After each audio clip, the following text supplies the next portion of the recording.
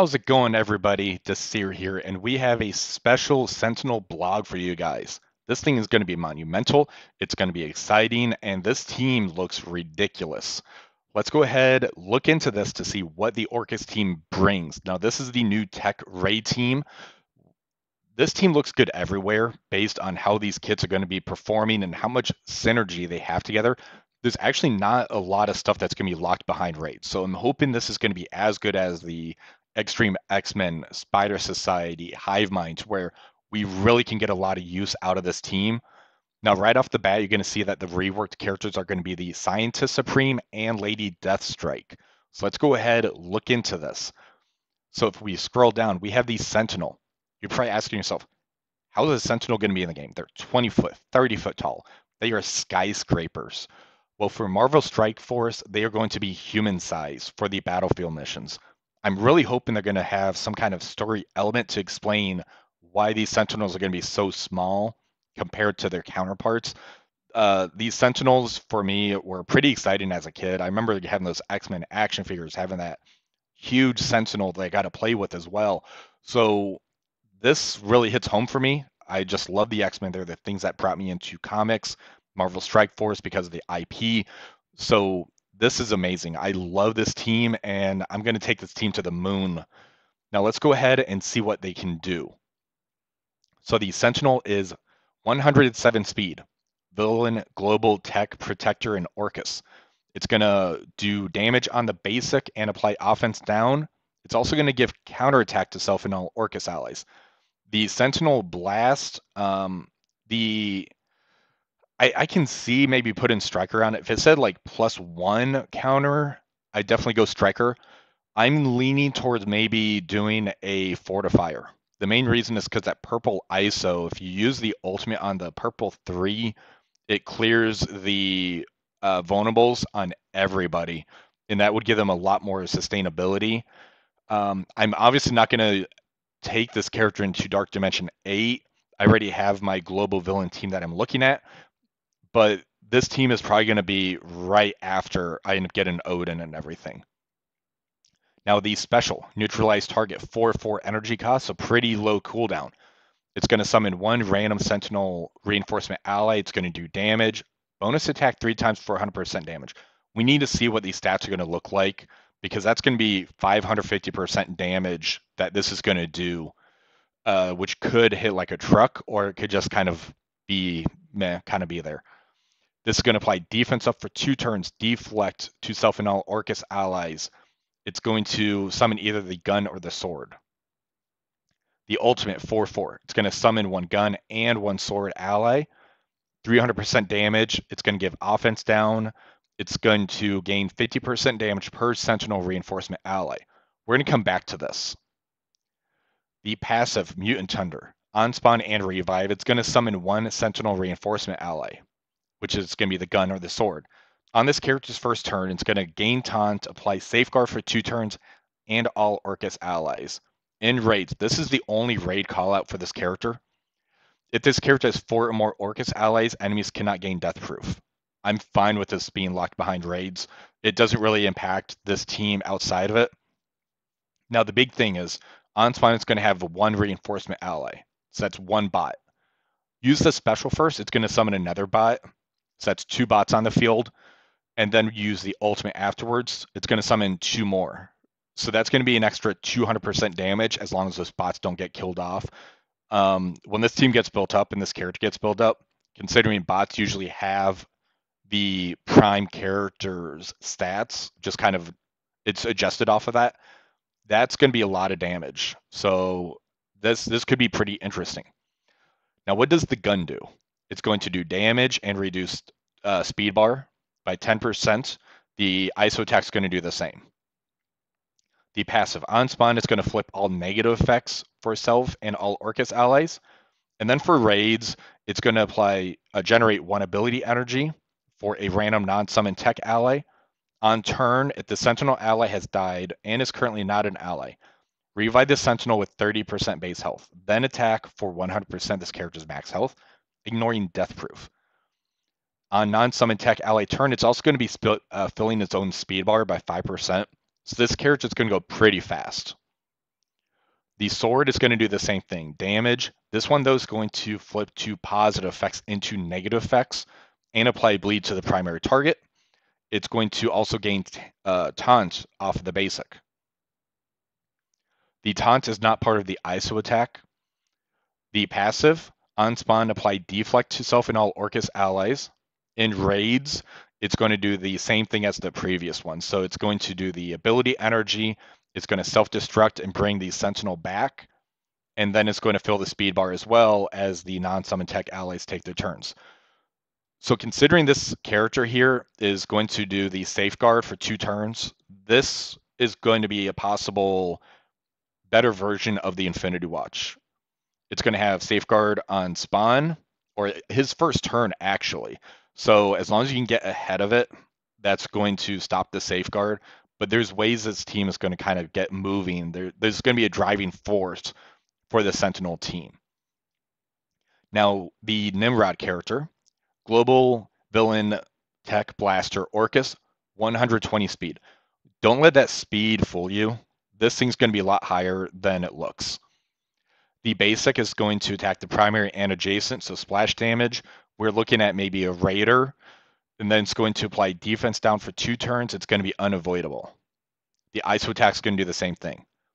The special 3/3 future blitz, it's going to do 300% piercing, flip all positive effects to negative effects. The attack gains 25% piercing per Sentinel reinforcement ally. So that's those bots that the Sentinel. So I see a power couple with Nimrod and Sentinel being together. Apply ability block to the primary, and raids apply stun to the primary, and apply ability block to all mutant targets. That's a really cool lore call out that they're using where this character just destroys mutants and shuts them down. This attack cannot be dodged. So this attack is not unavoidable. So if you throw blinds on him, or if there's a spider weaver with the charges, it is able to get missed. We need to see what the accuracy is. I'm wondering if they're going to give him some extra accuracy as well. The ultimate is Eradicate, 3/5 cost. Attack the primary and adjacent for 400% damage, not piercing though. Apply defense down for 2 turns and disrupt for 2 turns. In raids, this attack gains 100% crit chance against mutant enemies. Again, nice lore call out. It's going to be happening in the raids, which is the Orchis raids. This attack is unavoidable, so I really like that. The passive, Sentient Sentinel. On kill, he's going to be gaining stealth. While this character has stealth, it's going to gain 30% damage, 30% crit damage. Gain 10% speed for each summon tech ally. Speed, not speed bar. That is huge. And it's going to be up to a maximum of plus 50%. In raids, Orchis allies also gain 10% speed for each summon tech ally up to a maximum of 50%. On successful attack by this character or any Orchis ally, apply heal block to each attack target. If this character has 4 more Orchis allies, lower the dodge chance. This is to shut down the Kitty Pryde on those nodes. Now, the elephant in the room that I really want to talk about is this ability right here. Gain 10% speed for each summon tech ally. Let's go back up to the Sentinel. On spawn and revive, summon 1 Sentinel reinforcement ally. That's going to put the Nimrod at the base 132 speed on spawn. You use the special first to summon another one. That's going to put another 10% on them. Then the ultimate, that's going to be 4 bots right there by turn 2. Now this character is slow, but again, there's ways that this team can kind of get going. Some other theory crafting that I'm looking at for outside of raids is going to be adding in, say, Ultron. He has tech bots as well for Cosmic Crucible. He starts with this special, summon 3 bots. So that's 4 bots basically by the time Ultron takes his turn. That's going to be an extra 40% turn meter. So that's going to be close to the 50% will put him at 180 speed. Yeah, 180 speed. Minus 12 is going to be 168 speed. That is ridiculously fast when he starts going. And I can definitely see issues with this. So the fact that he's able to really boost himself up and this part here is locked behind raids, I'm actually happy about, because that would be the speed meta on crack if this was everywhere for the Orchis team. Having it just on Nimrod, we need to see how much of a glass cannon he is and how the revive mechanics can kind of work for this team, because it's Sentinels. You know they're coming back. So let's keep going now. Omega Sentinel. I really wish this character here was Bastion instead of Omega Sentinel, because the X-Men 97 cartoon was amazing. If you haven't seen it, watch it. You're welcome. All right, so the Omega Sentinel, 125 speed. Villain Global Tech Support Orchis. The basic Omega Beatdown. It does 240% damage, rebound to 3 adjacent, apply regen for 2 turns to self and all Orchis allies. In raids, this attack deals an additional 30% damage. Counterattack breaks it. It is unavoidable though. The ISO attack is going to do the damage, regen for 2 turns to self and all Orchis allies. In raids, this attack deals an additional 30% damage. So there's a raid call out. Otherwise, we haven't really seen a lot of raid call outs. The stuff that's in raids it makes sense. The special Cyborg Assault is a 3/3. Attack the primary target for 350% damage. Apply regen to self and all Orchis allies. Apply defense up and speed up to self and all tech allies. In raids, so here's a raid call out. Defense up for 2 turns instead of 1. Speed up for 2 turns instead of 1. And the offense up for 2 turns to all Orchis allies. So the offense up is not everywhere, but defense up and speed up on a 3/3 is pretty fantastic.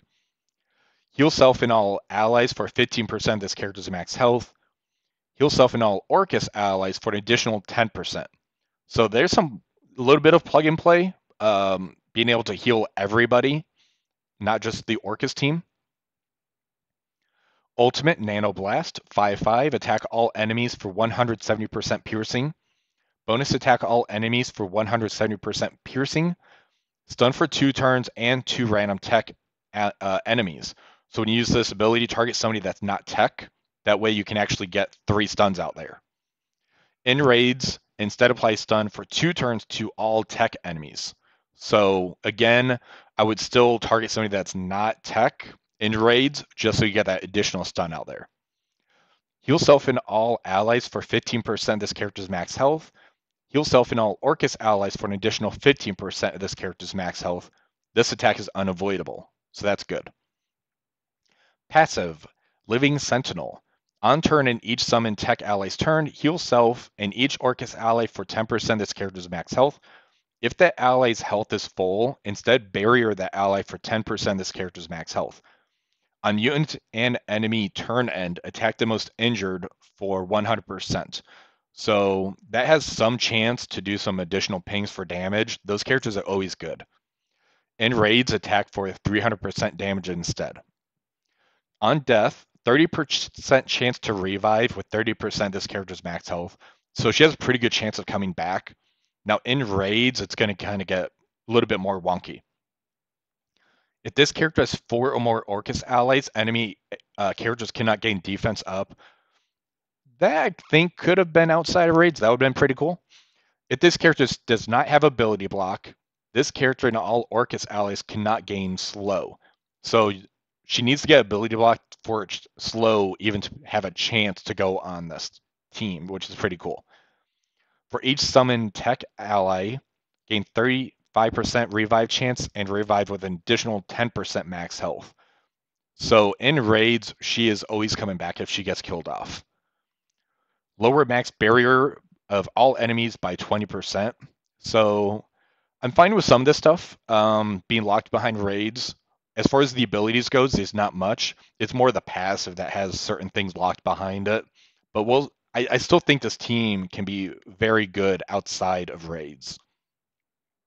So Lady Deathstrike, her updates.